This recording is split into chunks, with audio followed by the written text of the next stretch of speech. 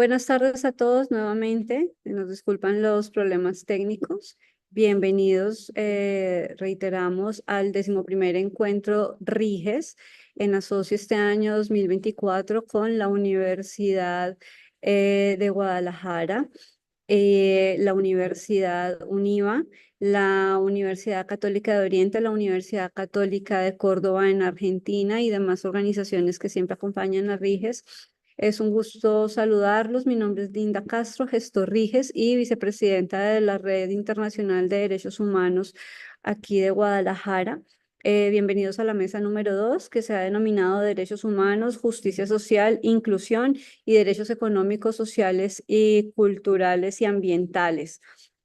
Vamos a tener en esta oportunidad la participación de 4 personas, 4 trabajos que oportunamente llegaron, que están alineados en esta temática y vamos a escuchar. Entonces, un saludo fraterno a Juan David Giraldo Castaño, a Omar Romero, a Noemí Márquez y a Marcos Praga, quienes presentarán sus trabajos. Las políticas a seguir, tenemos que terminar hacia las 4:30.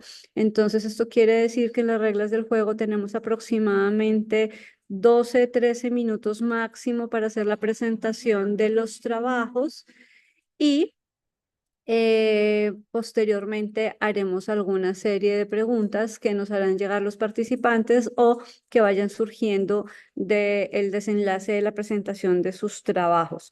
No sé si tengan alguna pregunta o sin más, pues damos apertura ya a la mesa e iniciaríamos con Juan David Giraldo Castaño. No hay preguntas, entonces Juan David, bienvenido, muchísimas gracias. Independiente del tiempo de presentación del trabajo, te agradecemos primero presentarte y decir desde dónde nos acompañas. Muchas gracias. Bueno, mucho gusto. Soy Juan David, soy de Marinilla, Antioquia, de un municipio cerca a Medellín, de Colombia. Eh, ¿Cómo hacemos para hacer la presentación por acá?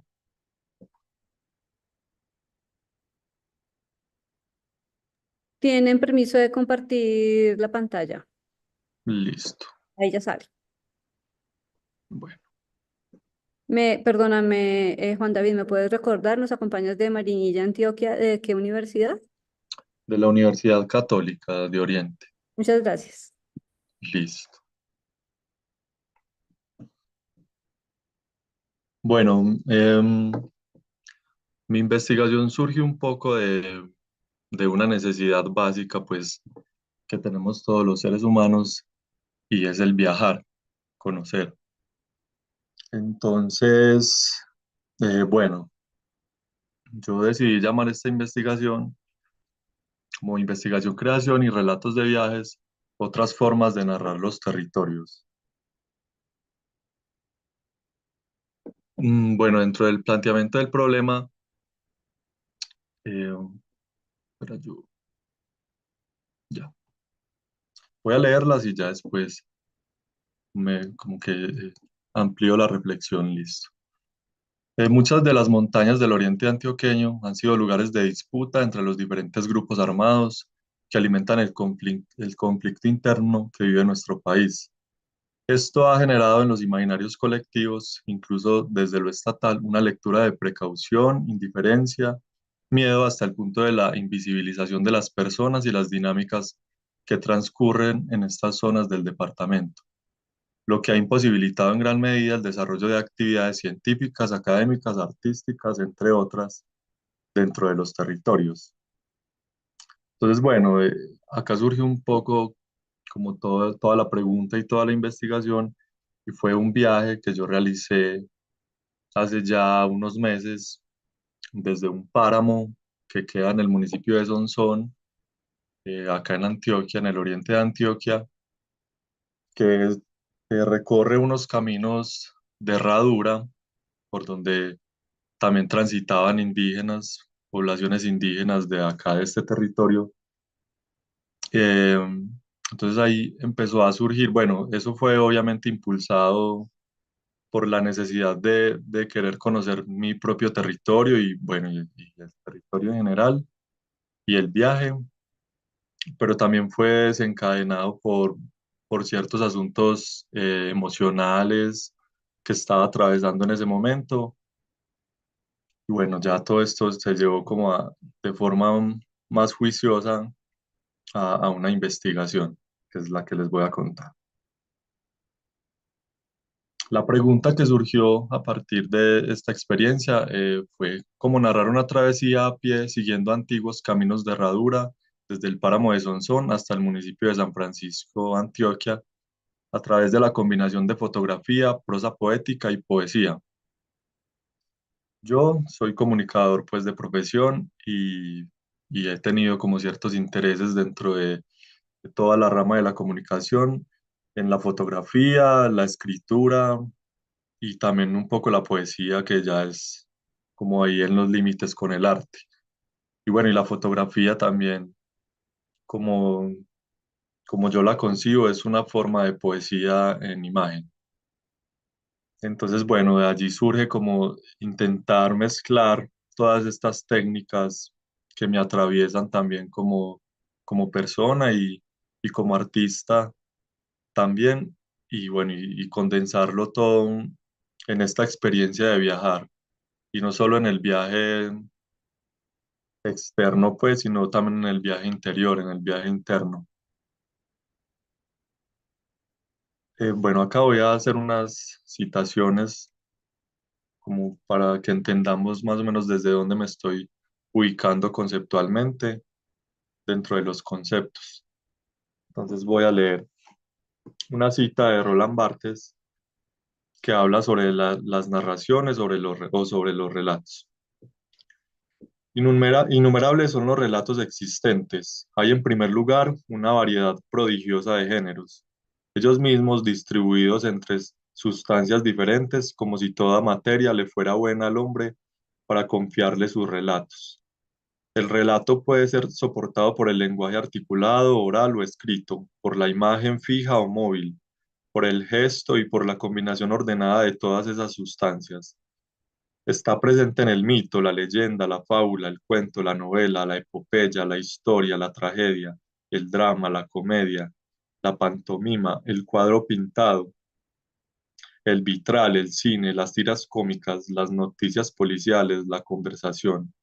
Además, en estas formas casi infinitas, el relato está presente en todos los tiempos, en todos los lugares, en todas las sociedades. El relato comienza con la historia misma de la humanidad. No hay ni ha habido jamás en parte alguna un pueblo sin relatos. Todas las clases, todos los grupos humanos tienen sus relatos y muy a menudo estos relatos son saboreados en común por hombres de culturas diversas e incluso opuestas. Entonces, bueno, un poco como reflexionando esta cita, siento que es lo que yo deseo contar. Deseo contar mi relato, que es el relato, como les decía, del interior también, de ese viaje interior, pero también del viaje exterior, pero también conocer nuevas culturas, conocer nuevas formas de hacer las cosas simples, es como nuevas formas de vivir, nuevas formas de comer, nuevas formas de habitar el espacio, la naturaleza. Entonces eso es como lo que ha impulsado también de alguna manera esta investigación. Otra de las citas es de Luis Albuquerque García sobre los relatos de viaje. Entonces él nos dice que no es una novedad afirmar que el viaje ha presidido los grandes relatos de la humanidad. Partes importantes de la Biblia o la Odisea, sin ir más lejos, se vertebran en torno a un viaje, pero aún más, el viaje y su relato no han dejado de tener una presencia constante a lo largo de la historia. Como ya he dicho en alguna otra ocasión, viaje y vida son en cierto sentido sinónimos, ya que su fuente y su raíz se encuentran en el desplazamiento mismo. Teniendo en cuenta estas dos premisas, su amplitud secular su amplitud y su secular pervivencia, se podría empezar sugiriendo que la literatura de viaje recorre toda la historia o gran parte de la historia y que el viaje forma parte de la condición humana. pero no solo como producto de la curiosidad, sino como verdadera necesidad vital. Es bueno, lo que les contaba ahora, de alguna manera esta investigación y todo este proyecto surgió a partir de esa necesidad vital que hay en todos los seres humanos, pero que, bueno, que de alguna manera encontré en mí de querer viajar, de querer conocer, de querer habitar otros espacios. Y sumaba a eso también como querer habitar los territorios por donde han pasado nuestros ancestros, nuestros abuelos, y que de alguna manera, por todo el asunto de la guerra y todo lo que hemos vivido internamente en el país, digamos que se ha truncado un poco estos territorios y se han invisibilizado incluso. Y ya la última cita es sobre la investigación-creación, sobre un libro de Melissa Ballesteros y Elsa Beltrán, que dice: la investigación-creación, a diferencia de la investigación tradicional, lo que busca es crear u obtener resultados de tipo plástico o sensorial, produciendo creaciones tangibles, a diferencia de la investigación tradicional que busca generar conocimiento a través de la palabra o de declaraciones sucesivas que resulten en un texto publicado. Entonces, bueno, también como la pregunta por cómo eh, también entrar en este proceso de la creación desde la investigación y no desde el texto, desde el artículo científico, que es muy importante y que también de alguna manera esto lo permite y se hace a la par. Mi intención era, bueno, todas estas cosas que yo deseo decir y que tengo para decir creativamente, cómo las puedo condensar y cómo las puedo también sumar a la academia. Entonces ahí surge esta metodología de la investigación-creación. Y bueno, ya les voy a contar un poco de va a ser mi creación. Entonces, bueno, dentro del diseño metodológico es la investigación-creación. Los instrumentos que voy a utilizar son la fotografía y el diario de viajes. Y bueno, un poco el procedimiento es a partir de este viaje que les cuento que realicé desde un páramo hasta el río Melcocho, que siempre pues como la inclinación o los metros que se bajan son bastantes desde el páramo hasta el río. Bueno, entonces obviamente hay un montón de sensaciones corporales, también paisajísticas, a nivel de fauna, de flora, todo el tiempo está cambiando. Subir la montaña y después bajar a un lugar un poco más caluroso. También todo esto como que se va amalgamando y va construyendo también el relato interno, el relato sensitivo. Entonces, bueno, eh, con este viaje lo que se pretende es como, bueno, ya se hizo una recolección de material fotográfico y escrito en un diario de viajes, y lo que se pretende es mezclar estos diferentes lenguajes para crear una pieza, que en este caso sería un pequeño libro o pequeño fanzine. Se está pensando como un libro de bolsillo, pero un relato muy corto, realmente no va a ser un libro de largo aliento. Bueno, acá es un poco como la muestra de del libro. Quisiera leérselas también. Día 1. Bueno, pero quisiera empezar con el poema, que es el que está acá en la parte superior derecha. Ya no quiero ser pájaro, entrego a otros la libertad del cielo, me arranco las plumas y las máscaras. Ya no puedo con el peso de las alas, con los ojos de turpial que mira las nubes. Me fundo con el sol o con la luna o con la tierra, pero ya no quiero ser pájaro. Eh, ¿Qué es el equilibrio? ¿Alguna vez nos vamos a encontrar a nosotros mismos? ¿Qué pasará si uno se encuentra? Armo la mochila, pero está incómoda. Tiene mucho peso. La espalda duele cuando doy unos pocos pasos. No hemos empezado a andar y ya se está sintiendo el camino. El río, aún dormido en la bruma espesa, nos recibe en lo alto de la montaña. La luna casi completa como un faro que alumbra el camino de los navíos nos acompaña mientras armamos la carpa.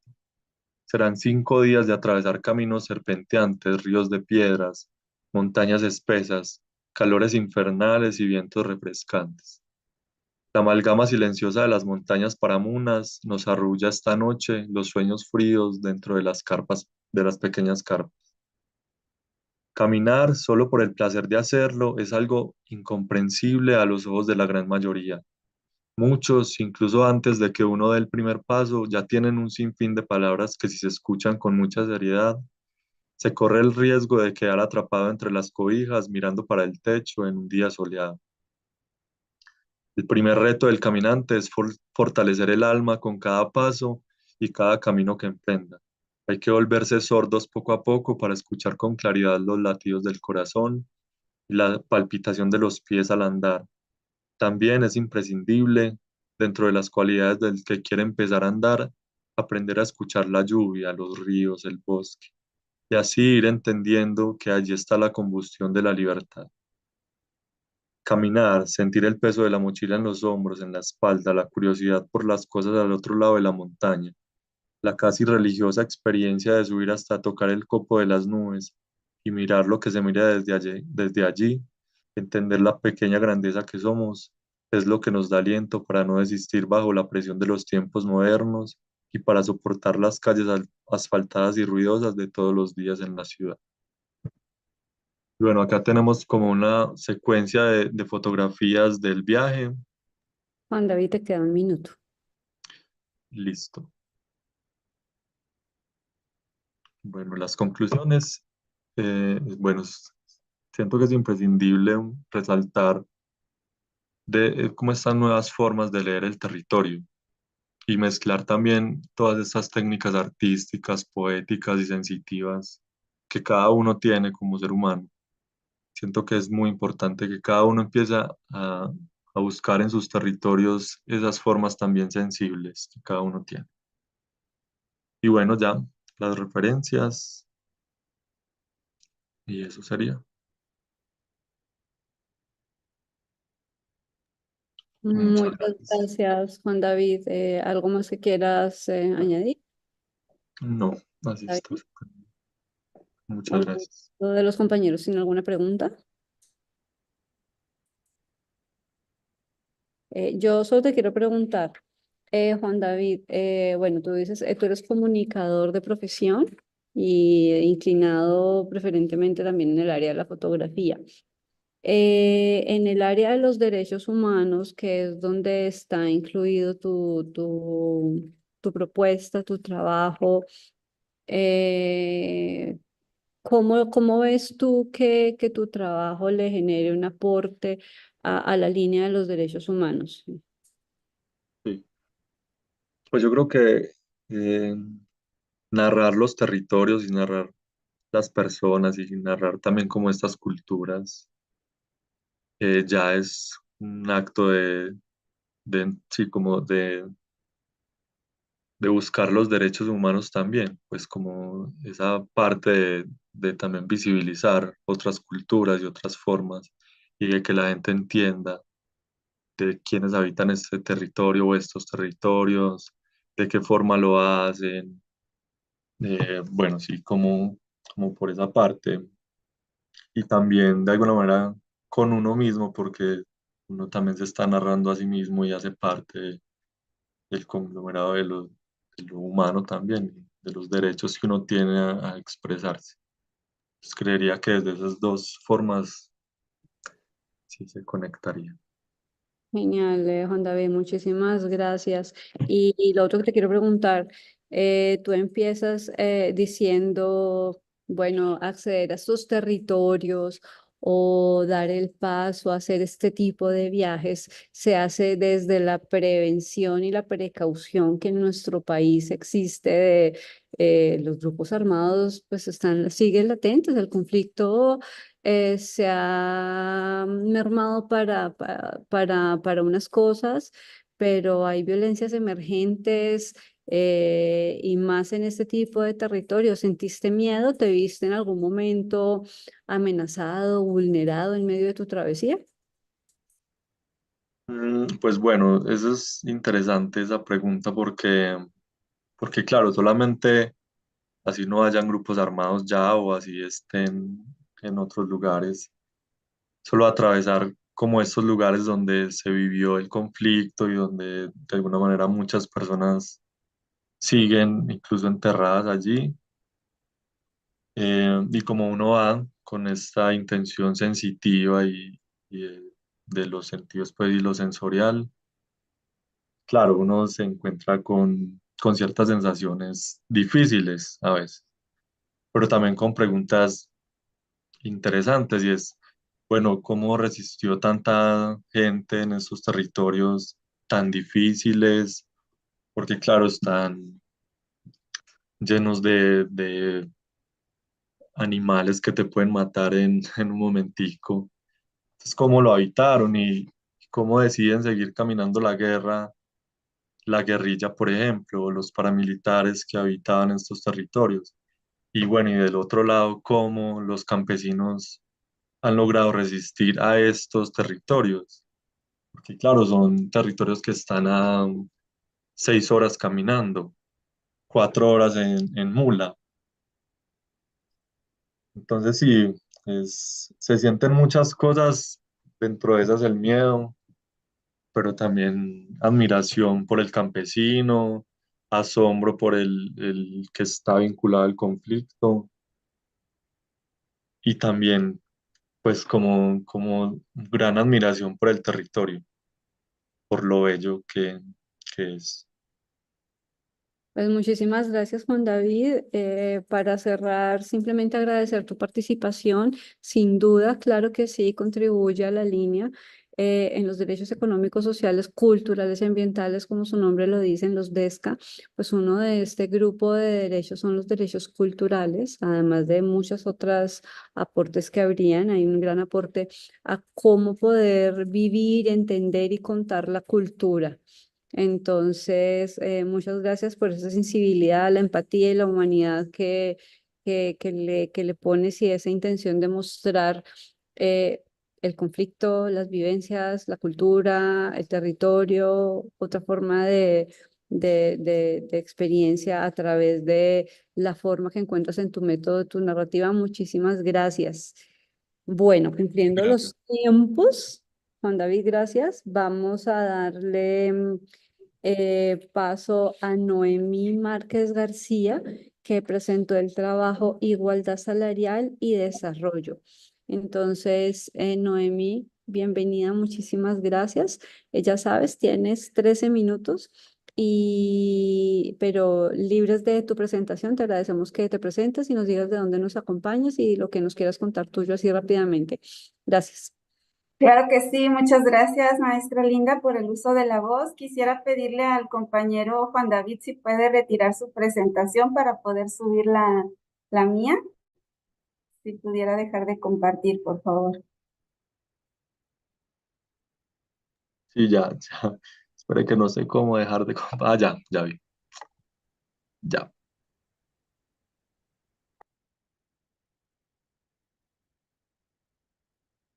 Gracias.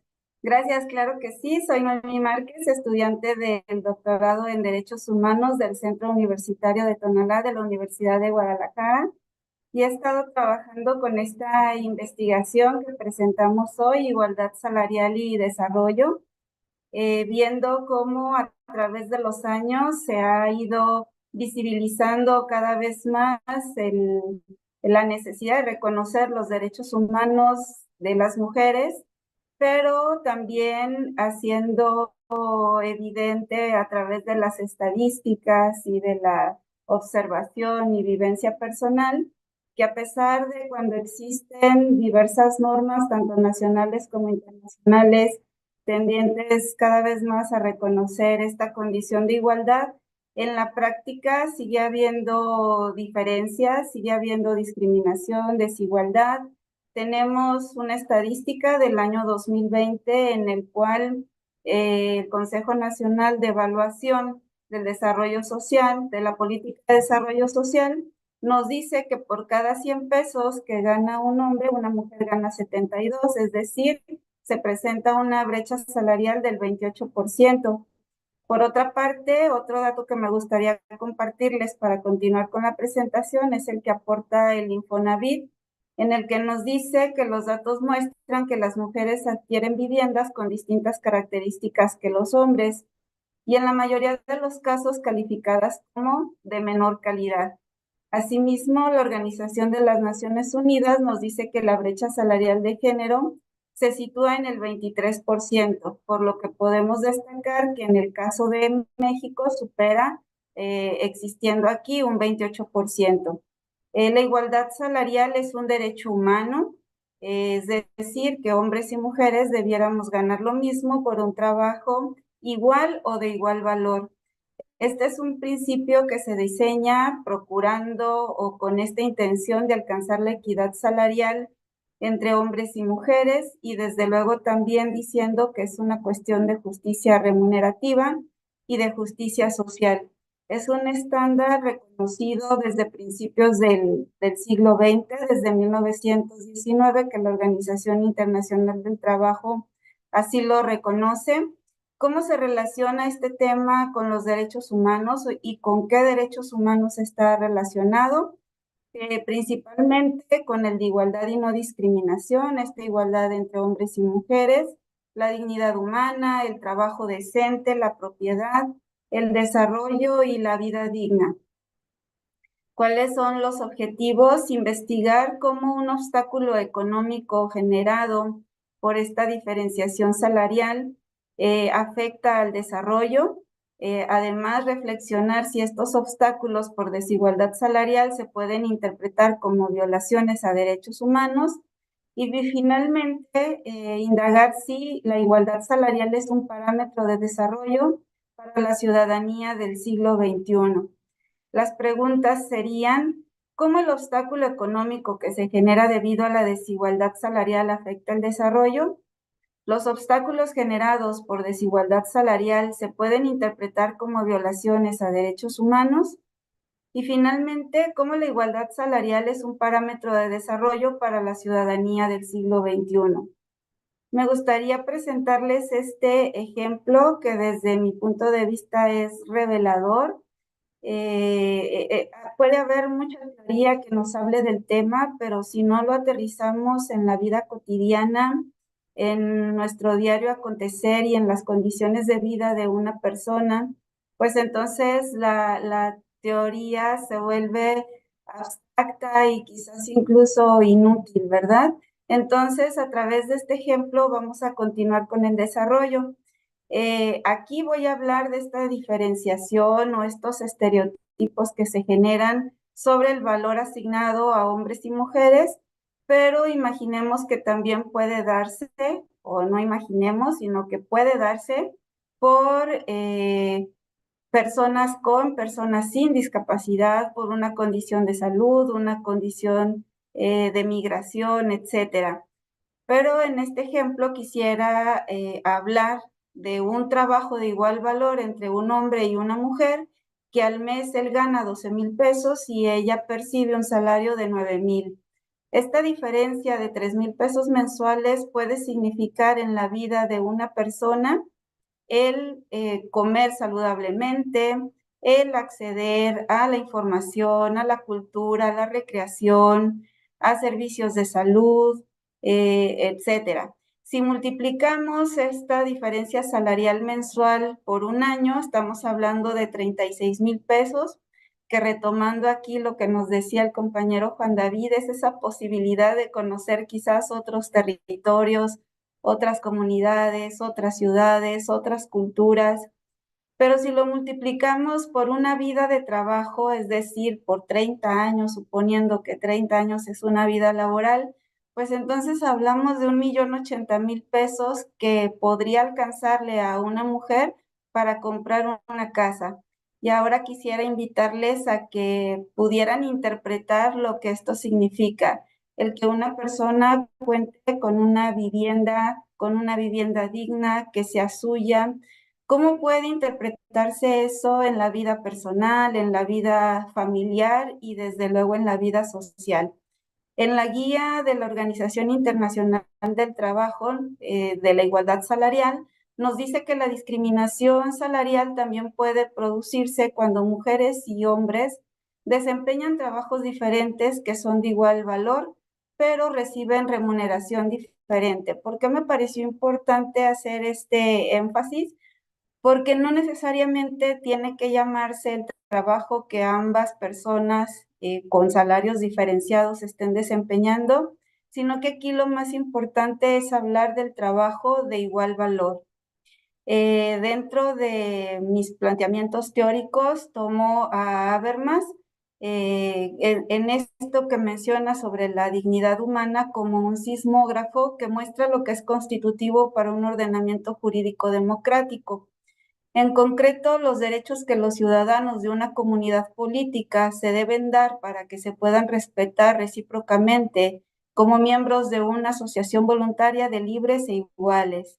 La garantía de estos derechos humanos genera el estatus de ciudadanos que como sujetos con iguales derechos tienen la pretensión que se les respete su dignidad humana.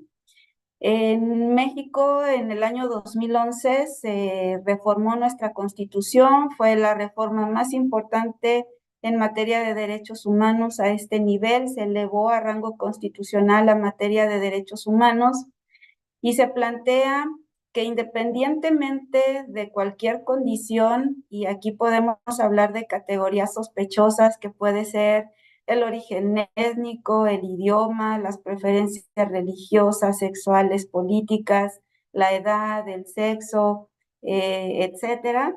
Y aquí quiero hacer énfasis también porque estas categorías sospechosas pueden dar pie a la desigualdad salarial.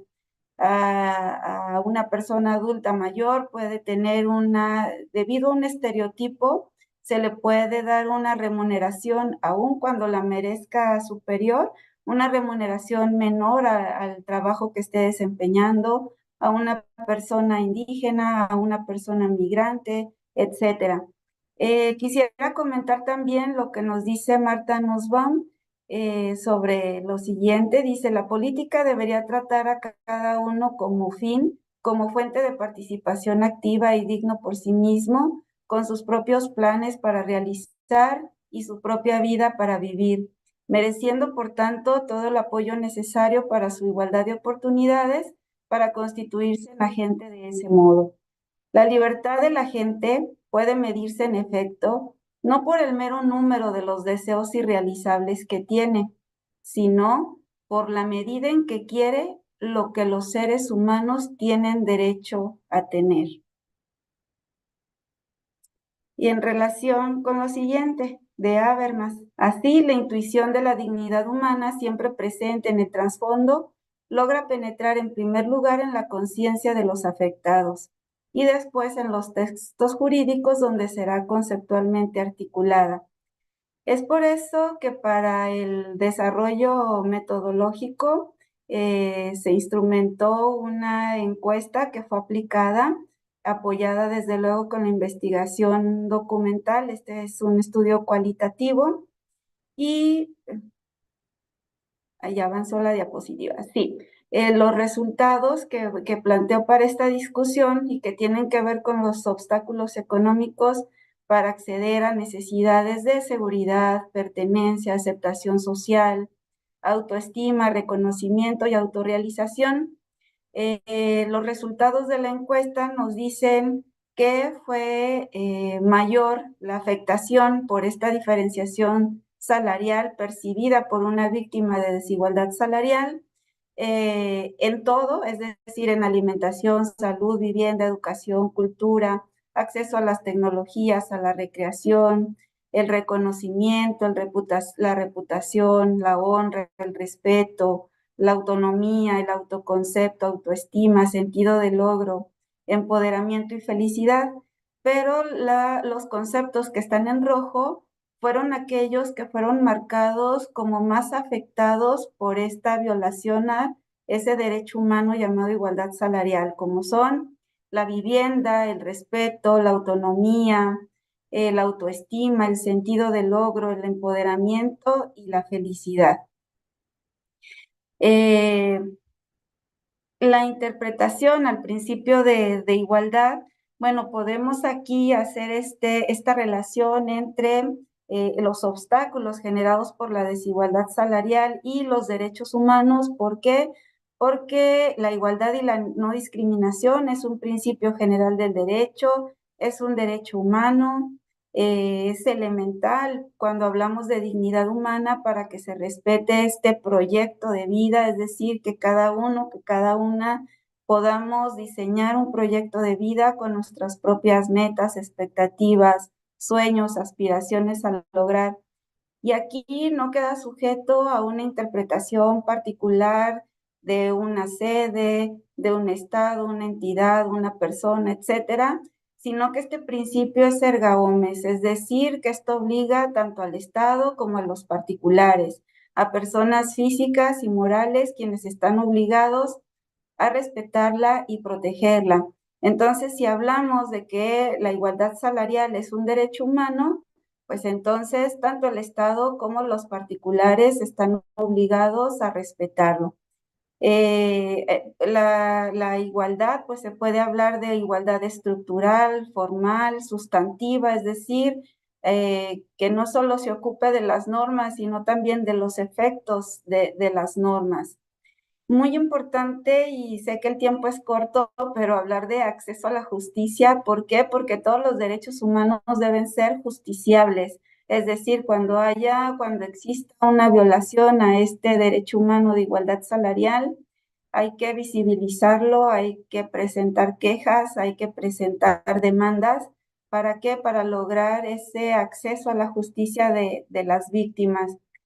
Podríamos pensar que al día de hoy este es un problema resuelto, que se inició esta conversación hace más de 100 años, en 1919, debiera ser un problema resuelto, pero la estadística nos dice que no, que sigue habiendo esta brecha salarial, esta diferenciación en razón de estereotipos, como decía, por pertenecer a una comunidad indígena, por una condición de ser adulto mayor, una condición de discapacidad, entre otras.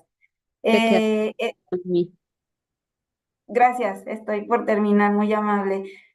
Muy bien, entonces en nuestras conclusiones, las ciudadanías del siglo XXI exigen un mayor respeto por la dignidad humana, por la igualdad y la no discriminación. En este sentido, el derecho a un salario igual por trabajo de igual valor debe ser una premisa que se anteponga a estereotipos, estructuras y formalidades.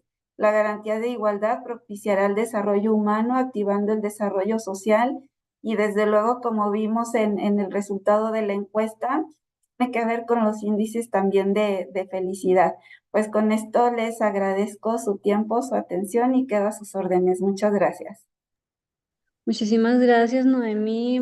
Y bueno, pues resaltar, por supuesto, muy apropiado tu trabajo, y más en la línea de ESCA, el derecho al trabajo, sin duda alguna, que es creo el protagonista de la investigación de ustedes, sin contar todos los derechos que ya presentaste y sumaste, pues cobra esta vigencia al respecto. Para darte un dato adicional dentro de todos los datos que mencionaste. Justamente a consecuencia de la pandemia mostró estas brechas de género en la parte de lo que tiene que ver con el desarrollo laboral de las mujeres, mostrando claramente en los porcentajes para América Latina, que es la región más desigual, eh, un 9,2% de las mujeres que perdieron sus trabajos versus un 5,4% en los hombres. Entonces era para sumártelo solamente para comentarlo y sumártelo dentro de las cifras que traes. Quería preguntarte, eh, la encuesta que ustedes aplicaron para el instrumento para poder desarrollar el trabajo, ¿en qué territorio la aplicaron? ¿Cuál fue la muestra? Si se enfocaron en algún territorio en particular, mujeres con alguna condición en específico. Sí, muchas gracias, maestra, con todo gusto. Fue aplicada aquí en el estado de Jalisco, fue aplicada a una trabajadora del servicio público. Para mí es muy importante porque mi investigación del doctorado en Derechos Humanos tiene que ver con el servicio público, en específico de una institución a nivel federal. Entonces, este trabajo va a fortalecer también la otra investigación y utilicé la pirámide de Maslow, este planteamiento de las necesidades que he estado también enriqueciendo con los trabajos de Martha Nussbaum sobre las capacidades básicas, donde se habla de esta capacidad a la vida, a la integridad física, a la razón práctica, al control del entorno, al control material del entorno. Entonces, hay diversos factores. Este es un trabajo sencillo, es un trabajo muy humilde, maestra, pero que creo que nos puede dar un parámetro de lo que podemos seguir trabajando. Muchas gracias. Gracias a ti, Noemí. Bueno, pues cumpliendo los tiempos, entonces vamos a darle ahora el uso de la palabra a Carlos Ramiro Ruiz Moreno. Él nos presenta un trabajo titulado Es el hogar, la identidad nacional como el derecho humano de las personas migrantes.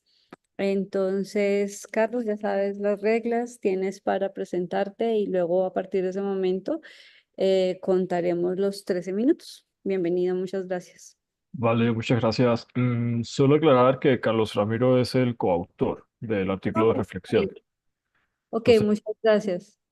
mi nombre es Marcos Fraga. Ambos pertenecemos al programa de doctorado en Derechos Humanos de la Universidad de Guadalajara, en México. Y el artículo que, pues, decidimos compartirles no es un artículo de investigación, es un artículo de reflexión de cara a sentar bases en torno a los resultados de la investigación doctoral para un futuro programa de postdoctorado. Entonces, dicho esto, procedería a compartirles la pantalla.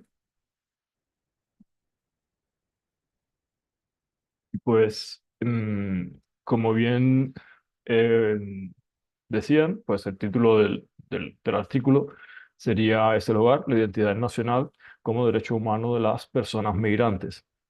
En este caso, el planteamiento del problema surge a partir en el artículo, de hecho, a partir de una referencia cinematográfica a la película La Terminal de Steven Spielberg, donde hay una persona de origen eslavo en situación de apatridia, puesto que supuestamente durante su vuelo se extinguió su país y que estuvo retenida en el área internacional de un aeropuerto en Estados Unidos. Entonces, para salvar la situación, las autoridades en el aeropuerto le solicitaron a esta persona que pidiera asilo, fundado en un supuesto temor de regresar a su país de origen. La respuesta de esta persona en esos momentos, que evidentemente no era una persona refugiada ni migrante, era una persona que estaba solamente viajando hacia Estados Unidos, pues a pesar de su situación de vulnerabilidad, se negó y se negó afirmando, es el hogar, yo no tengo miedo de mi hogar. Entonces, en función de la idea que se transmite en este posicionamiento, ¿no? Ante esta situación, pues se plantea que la identidad nacional es comprendida como ese sentimiento de pertenencia, ese sentido de inclusión dentro de determinada nación y con ello, evidentemente, a determinada población, a sus tradiciones, a su costumbre, a su cultura. Esa identidad acompaña a la persona en todo momento e incluso en su trayectoria migrante, si hacemos referencia a aquellas personas que se encuentran en una movilidad internacional. O sea, no en el caso del turismo, como es el de la película, pero sí al de personas que se encuentren pues, en esta situación de movilidad. En base a eso, las reflexiones tienen como objetivo pues debatir, ¿no? Sobre relaciones dialécticas entre determinados pares categoriales, ¿no?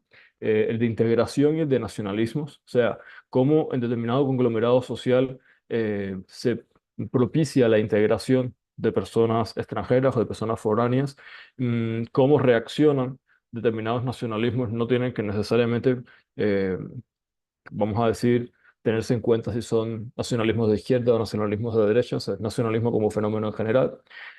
También debatir un poco sobre el dúo extranjería-multiculturalidad, o sea, son excluyentes entre sí, O sea, si una persona es extranjera, pues entonces necesariamente ser aceptada implicaría una sociedad multicultural o la aceptación, si no es, vamos a decir, en base a determinados cánones, pues no pudiera considerarse multicultural, ¿no?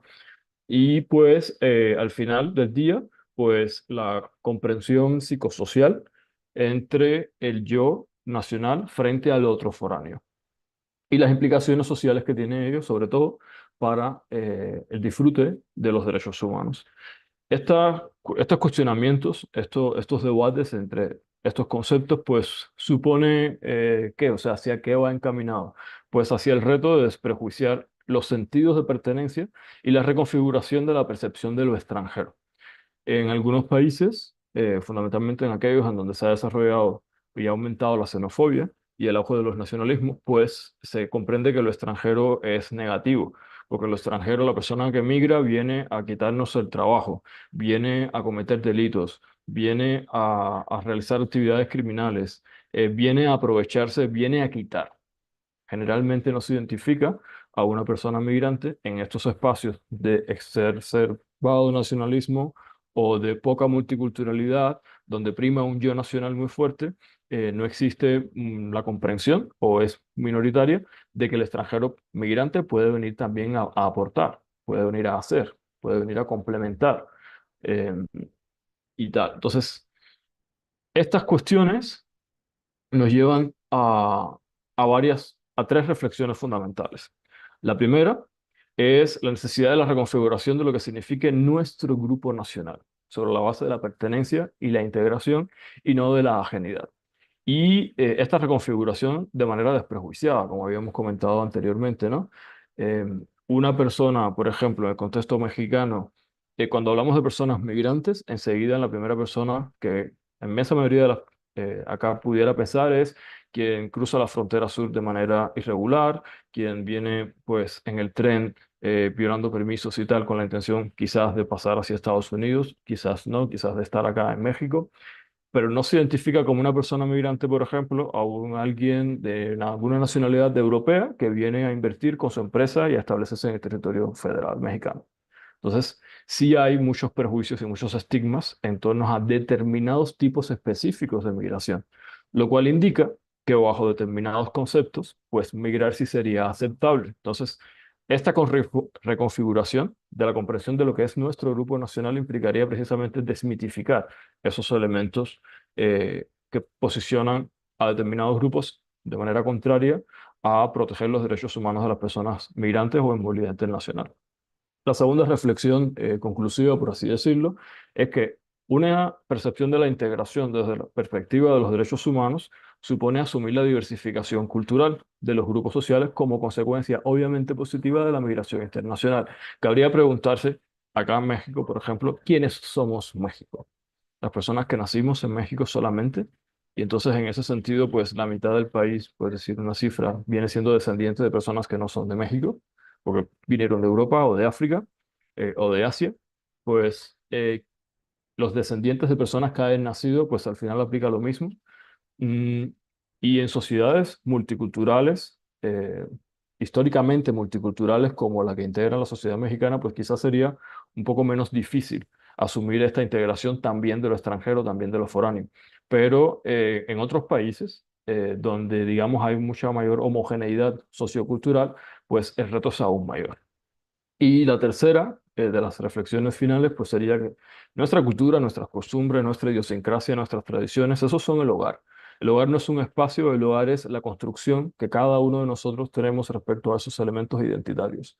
Entonces, ese hogar del que una persona migrante, por ejemplo, se marcha en busca de nuevas oportunidades de vida, no deja esa cultura atrás. No es que se vacíe de su identidad para asumir una identidad ajena, vamos a decir, mm, aceptada o generalizada en lugar de destino, ¿no? Sino que mantiene su propia identidad. Y eso es un derecho humano. O sea, el derecho humano a mantener su propia identidad, a llevar consigo, a pesar de la movilidad internacional, de la propia identidad nacional. Y además también em, el derecho, vamos a decir, a compartirlas con los demás.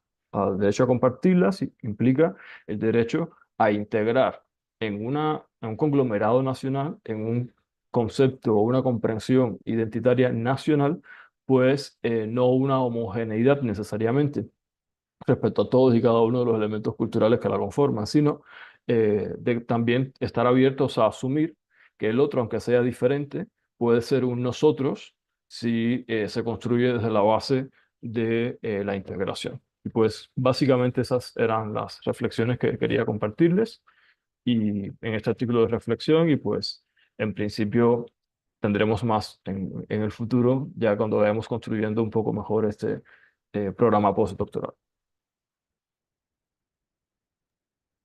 Muchísimas gracias a Marcos. No sé si tengan alguna pregunta a los compañeros. Jennifer, ¿alguna pregunta aquí?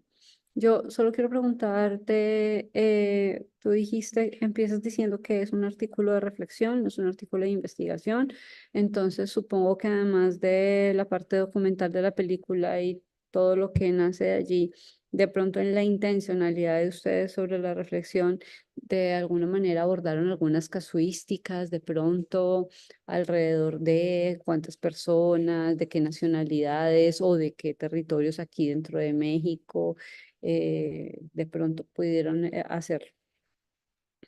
Sí, por lo pronto, en lo que hemos trabajado más directamente ha sido en el impacto institucional, en el posible impacto institucional de trabajar estos asuntos, de desarrollar estas reflexiones, ¿no?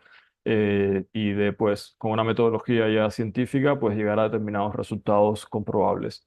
En específico, pues hemos trabajado sobre las preguntas que integran el examen de naturalización, el examen de cultura e historia de México para la naturalización como persona mexicana. O sea, traducir jurídicamente qué es o quién es una persona mexicana, pues es fácil, está en la Constitución, ¿no? Pero culturalmente, ¿qué implica, vamos a decir de manera generalizada, a partir de un examen de cultura e historia de México, ser una persona mexicana? Pues puede ser un buen inicio. Y sí encontramos cuestiones interesantes, o sea, todavía no hemos terminado el ejercicio eh, y tal, pero lo hemos aplicado el examen a personas nacidas en México y formadas y crecidas acá en México. La inmensa mayoría lo ha desaprobado. Hay preguntas que integran este examen, como por ejemplo, ¿cuál fue el récord de Ana Gabriela Guevara en Atenas 2004 en la carrera de 400 metros? Yo no me lo sé, no me identifico como mexicano en ese sentido.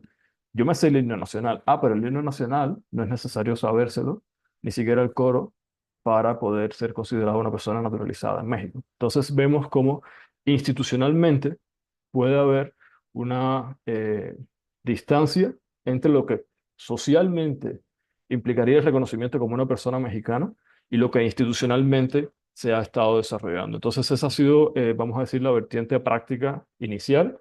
No creo que nos quedemos allí. Se habría que contrastar las pautas institucionales de este examen con entrevistas y trabajo de campo en toda la federación, ¿no? Y pues a partir de ahí, pues poder hacer un ejercicio de evaluación de qué tan verificable en realidad es este examen de lo que se comprende socialmente en la actualidad como ser una persona mexicana. Bien, muchas gracias, Marcos. Y otra pregunta para finalizar.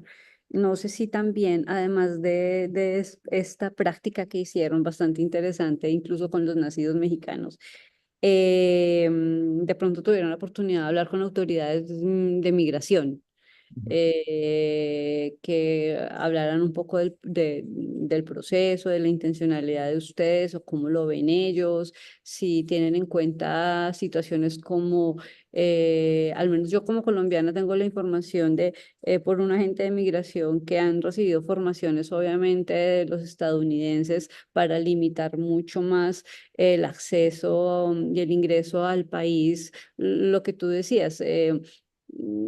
Culturalmente nos ven a los suramericanos con la intención de entramos a México, pero no por venir a México, sino quién quiere cruzar o quedarse aquí legalmente trabajando o cruzar a trabajar e irse a los Estados Unidos. Entonces vienen toda una serie de situaciones, de hecho, socialmente nosotros nos preparamos para venir a México porque hay muchos, yo vengo muy seguido y en cada vuelo siempre veo mucha gente que es deportada y por, por, por situaciones muy mínimas, realmente irrelevantes. Entonces, no sé si de pronto tuvieron la oportunidad de hacer ese ejercicio o está contemplado dentro de ya el trabajo científico cuando den el paso del tipo de artículo a realizar. Ok, está contemplada la posibilidad de tener que recurrir a este tipo de ejercicios. En un primer momento no lo hemos contemplado. El tema de las migraciones, en especial las migraciones internacionales, son temas complejos, ¿no? Visto desde la teoría de la complejidad, son fenómenos complejos. Entonces tienen múltiples dimensiones de análisis y de estudio. En este caso nos hemos concentrado específicamente en el elemento identitario, el elemento del reconocimiento. Entonces, desde esta perspectiva, el Instituto Nacional de Migración, pues, no hemos considerado que en este nivel de desarrollo, pues, nos pueda aportar mucho realmente. He de señalar que este examen de Cultura e Historia de México lo aplica la Secretaría de Relaciones Exteriores, no lo aplica el Instituto Nacional de Migración, porque el proceso de naturalización es, pues, facultad de la Secretaría de Relaciones Exteriores, no de Gobernación. Entonces, en ese sentido, por ello tampoco hemos tenido que recurrir al INM para poder, vamos a decir, obtener este tipo de información en relación al examen. Pero sí está contemplado dentro de las posibles acciones que debemos realizar a futuro en función de los resultados que vayamos obteniendo. Estamos en un momento todavía exploratorio y pues a partir de que ya podamos definir un poco mejor el problema y el objeto de investigación, pues llevaremos a cabo la evaluación de qué otros partners institucionales deberemos utilizar, tanto del gobierno como de la sociedad civil, obviamente. Bueno, Marcos, muchísimas gracias por tu aporte y el de tu compañero. Y bueno, ahora le vamos a dar el uso de la palabra a Omar de Jesús Romero González. Él nos presenta un trabajo titulado Otros mundos, otras voces. Es un análisis de algunas manifestaciones contemporáneas de las teologías feministas y las teologías queer. Entonces, Omar, ya sabes la metodología. Tienes 13 minutos después de tu presentación personal. Gracias y bienvenido.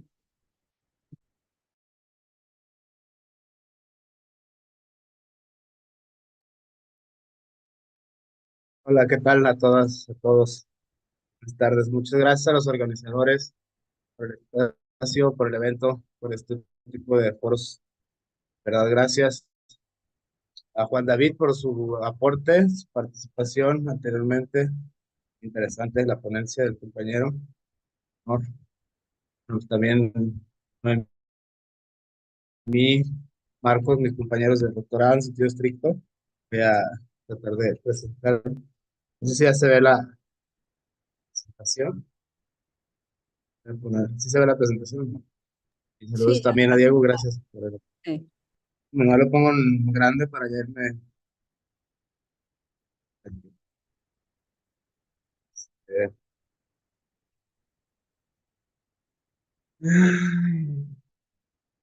y ya está. Vale, ahí ya se ve bien.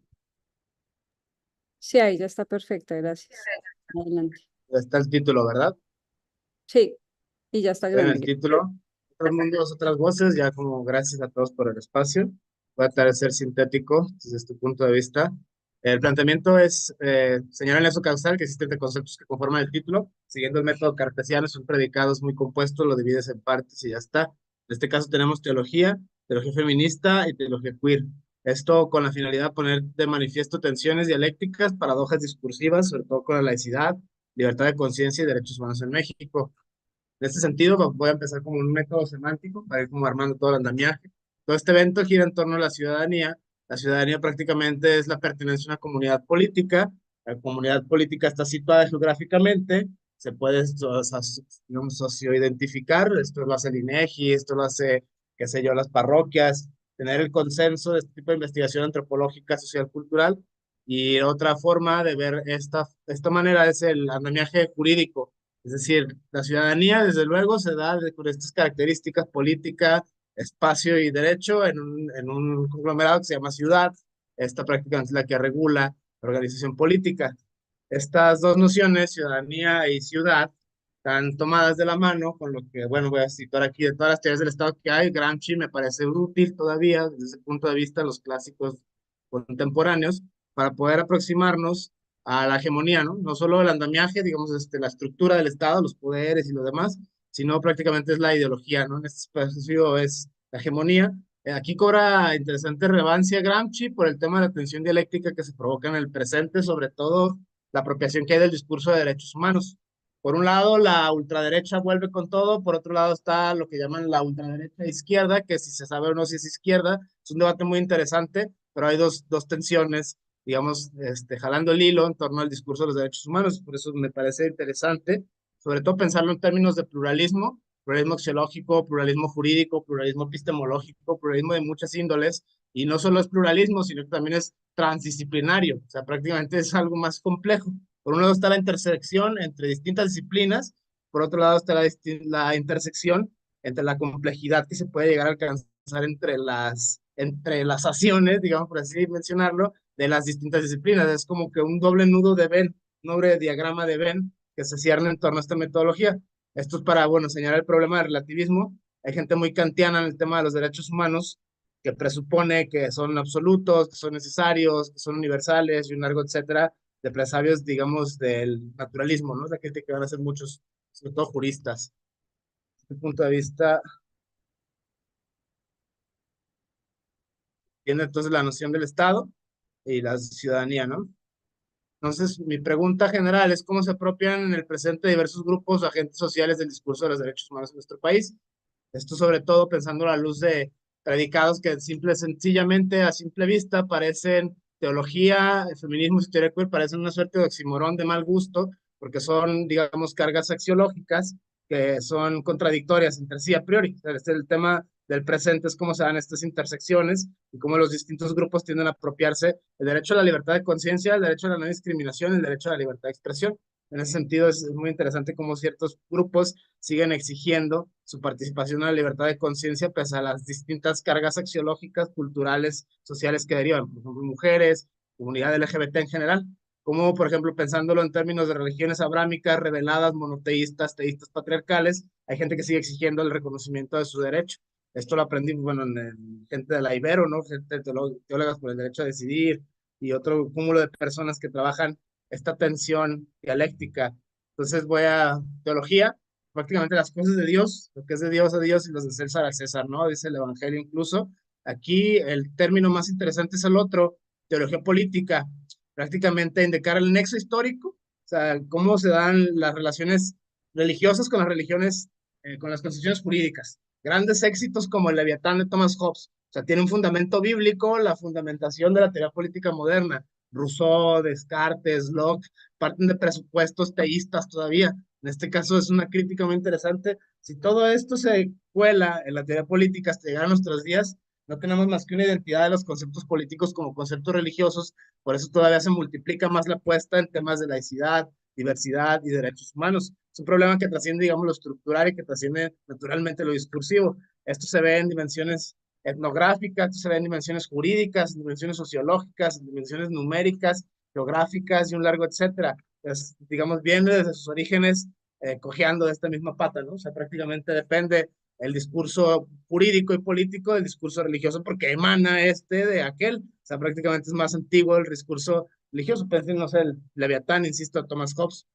El feminismo, bueno, pues es un plural, ¿no? O sea, tanto feminismos como teóricas, aprender a surfear las olas del feminismo como las generaciones de derechos humanos, es, digamos, un argumento pedagógico desde mi punto de vista, que lo voy a ceñir solamente como por el predicado semántico, ¿no?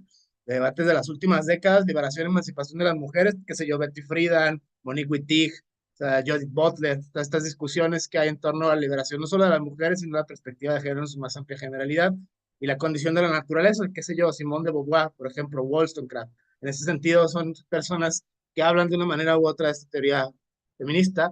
La extensión derivada de la anterior, la teoría queer, ¿no? Es donde se da la tensión dialéctica, los outsiders, ¿no? Desde este punto de vista voy a entrar a la siguiente tema, ¿no? Tomo 3 concepciones teóricas. Me gusta este texto de René de la Torre, la doctora René de la Torre del CIESAS de Occidente de acá de Guadalajara, la Iglesia Nostra, como por ejemplo, no son todos los grupos religiosos malos. Hay gente de las iglesias que defiende derechos humanos.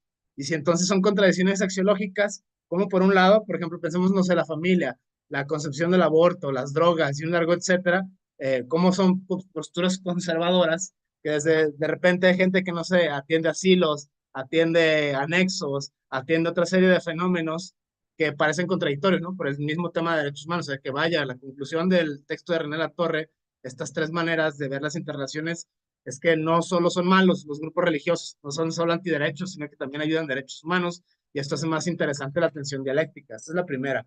La segunda, esta me gustaba más todavía, los outsiders de Howard Becker. Este término de outsider prácticamente es estar fuera de la norma. Todas las sociedades tienen norma y aquel que no se norma está fuera de la norma, luego entonces es un outsider, es el malo, es el despreciable, etcétera, etcétera. Todo esto se viene arrastrando desde, qué sé yo, Foucault y el análisis del cuerpo, los mecanismos de Agamben, todos estos debates que vienen en torno del control de los cuerpos, el control de la tierra, control del sujeto y las identidades. Todo aquello que no se norme a la norma es ipso facto outsider. En este caso, también el outsider puede ver a quien le juzga a su vez como un outsider, que eso es lo más interesante de esta concepción de Howard Becker, como que los malos, ¿quién es más malo? ¿El que juzga al malo o el que está juzgando de maldad o el que es malo en sí? O sea, prácticamente es esta tensión dialéctica. ¿Quién es quién? O sea, prácticamente quién pone las fichas, quién pone las reglas del juego, la teoría del etiquetado, la genealogía de la moral de Nietzsche, Foucault, toda esta gente que viene, digamos, con estos términos. Este texto me gusta mucho de Howard Becker.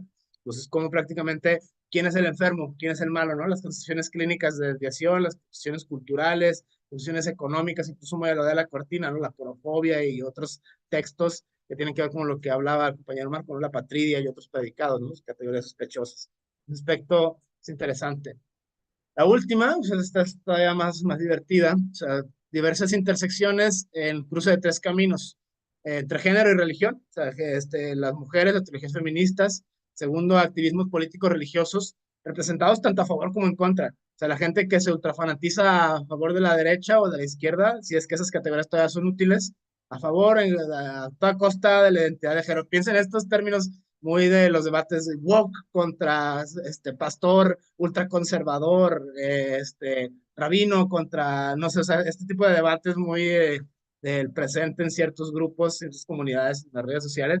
En ese sentido es muy interesante todos estos 3 flancos, ¿no? Segundo, diversidades y los activismos, o sea, a favor o en contra. Piensen, no sé, el aborto, ¿no? Roe versus Wade, Aguascalientes, o sea, ciertos fenómenos que hay que pareciera que son regresiones en materia de derechos humanos, que se supone que constitucional y convencionalmente tienden a ir a la progresión, entonces en la realidad pasa que van en regresión. O sea, esa es una contradicción, digamos, jurídica, sociológica. Pero bueno, esto ya es el blanco, ¿no? El tercero tiene que ver con la biopolítica, entonces es la discusión de biopolítica, bioética, o sea, como el control de los cuerpos, la regulación y el biopoder. ¿Quién domina a quién y desde dónde, no? ¿Quién es el outsider? Desde este punto de vista, estos discursos se filtran desde la teología. Es una participación política porque el discurso político y jurídico está permeado de teología, ese es el axioma. Por eso es que estoy planteando esta premisa. La legitimidad de los discursos, ¿en qué se sustentan? Hablar que del Génesis, la segunda de Pablo a los romanos, en ese sentido son los textos fundacionales que dan los teólogos. Y pensar teologías feministas y teologías queer es escuchar debates de gente, no estás leyendo bien la parábola del buen samaritano, o no estás leyendo bien la del centurión, o no, realmente era su amante, o Cristo era gay, o María Magdalena era lesbiana. En ese sentido, sobre esos debates, en ese terreno de ideas, está muy interesante. Sobre todo las teologías feministas y las teologías queer tienen esa misma característica, que son personas que lo viven desde adentro y se pelean a muerte por ver quién tiene la verdadera verdad verdadera de la interpretación de su texto sagrado, según las características subjetivas de cada persona. Esa es la novedad de este tipo de teologías. Esa es una característica muy peculiar. Entonces, legitimidad axiológica, apropiaciones axiológicas de los sujetos, o sea, cómo se dan identidades culturales, nacionales, étnicas. Es que aquí somos guadalupanos, es que aquí somos X, Y, Z, ¿no? La identidad cultural, étnica, social, incluso de clase. O sea, es algo interesante. Y tensiones políticas, jurídicas y sociales, en tanto que ver universalidad y subjetividad. O sea, ¿todos somos iguales o no? Vamos a, por ejemplo, pensar acciones afirmativas. Ahora, por tener ciertas características y no otras, te vamos a dar una diputación. Por tener ciertas características y no otras, vas a ocupar un lugar en el Senado, ¿no? Estoy exagerando un poco los ejemplos, pero más o menos tiene que ver con las acciones afirmativas, ¿no? Que quien lo ve como discriminación al revés. O sea, en ese sentido, ahora resulta que nomás por ser X ya vas a ser Y. Ahora resulta que no, es que es por toda la carga cultural, axiológica, etcétera. Ese es un debate de los privilegios, ¿no? Hasta dónde se balancea la balanza de la discriminación o la cobija de los derechos humanos aquí en la etapa. O sea, en ese aspecto es lo universal y lo subjetivo. Conclusiones. Esta evidencia textual presentada, desde mi punto de vista, lleva a pensar de una manera u otra ineludiblemente las tres cuestiones. Significación del lenguaje, los espacios y las formas en las cuales se gesta el debate en torno a la laicidad en México. El cuerpo, las instituciones, los valores, toda esta, digamos, distintos frentes, o sea, muchos los derechos sexuales y reproductivos, los derechos culturales, los derechos sociales, los derechos económicos, son al menos 4 frentes que se abren desde esta premisa, la primera. La aparición antagónica y la interpretación de la libertad de conciencia y la no discriminación. Prácticamente este es el medio del asunto, ¿no? Si cada quien pensamos en términos constitucionales, el primero constitucional, no discriminación, por ejemplo, de ningún tipo por ninguna cuestión. El 24, libertad de conciencia. El 40, el Estado es laico. Cada quien puede creer lo que quiera, incluso no creer si quiere. O sea, prácticamente está protegido, tanto constitucional como convencionalmente. Y la necesidad de pensar esto desde distintos fenómenos transdisciplinarios, qué sé yo, la antropología, la lingüística, el derecho, las ciencias sociales en general, las ciencias naturales, etcétera. Esas son mis conclusiones y bueno, esta es la bibliografía que he consultado, ¿no? O sea, diccionarios, algunos generales, no falla nunca, el de filosofía de Nicola Bañano, los outsiders de Becker, pluralismo religioso y bueno, pues ahí está, ¿no? La vista es más rápida que la voz, así que te lo dejo. Muchísimas gracias por el espacio, por el tiempo y quedo abierto a dinámicas que sean de preguntas o reclamos. Gracias. Omar, gracias. Yo estoy aquí así. Además, te demoraste 12 minutos 59 segundos y me tienes así con el tema.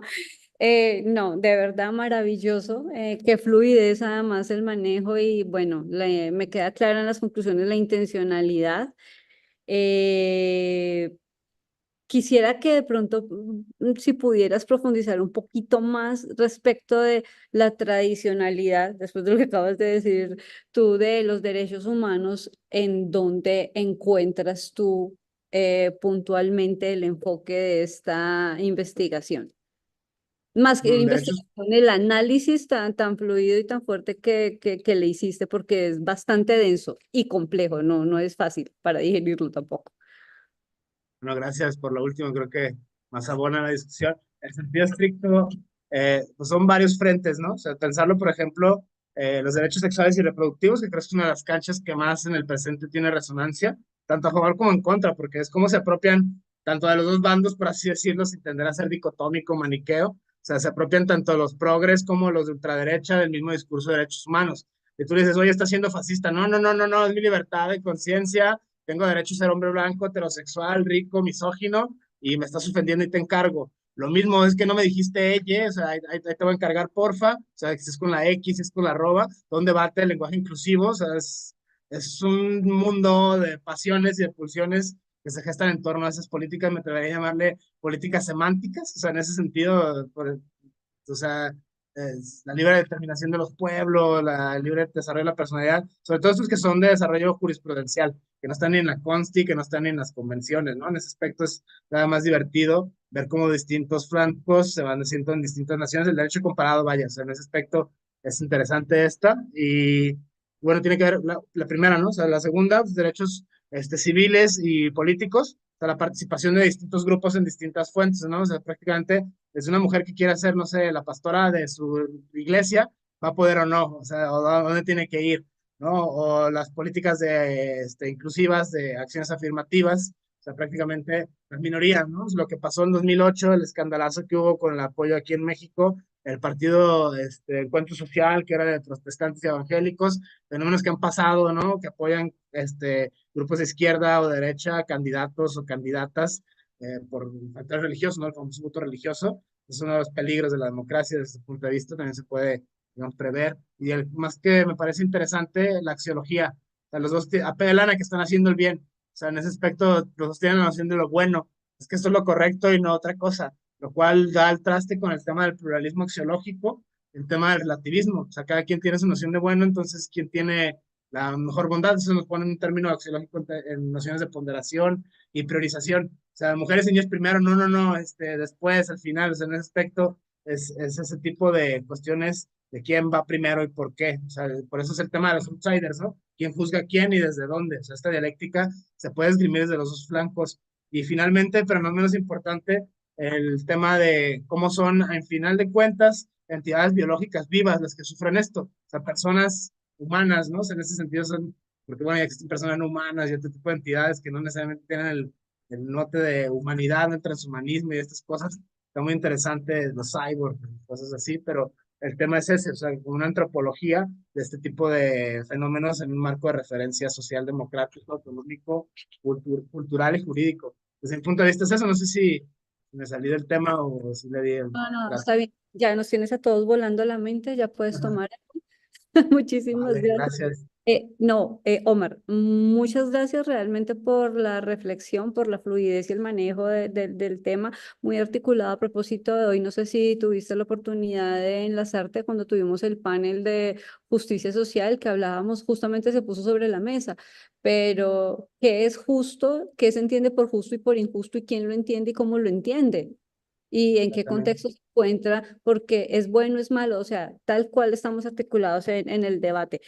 A todos, muchísimas gracias. 4 trabajos completamente maravillosos. Creo que una clase bastante nivel postdoctoral de derechos humanos en esta mesa, en esta hora, con ustedes 4 y sus compañeros coautores que no pudieron estar, quienes trabajaron en grupo. Felicitarlos, agradecerles en nombre de Riges, de la Universidad de Guadalajara y los demás y las demás instituciones que han sido son los organizadores de este evento.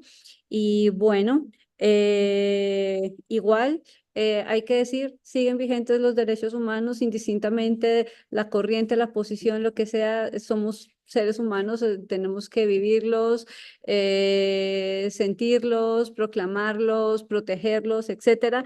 Y bueno, bienvenidas todas estas series de innovaciones, porque sí son innovaciones, absolutamente las 4 nos llevan al camino de la temática principal de cómo abordar esas nuevas ciudadanías y estas nuevas sociedades, porque esto es lo que nos estamos enfrentando, son muchísimos los desafíos, los retos, y pues muchísimas gracias a todos por conectarse y por sus aportes. Y bueno, sin más, creo que nos pasamos solamente 5 minutos de el tiempo pactado.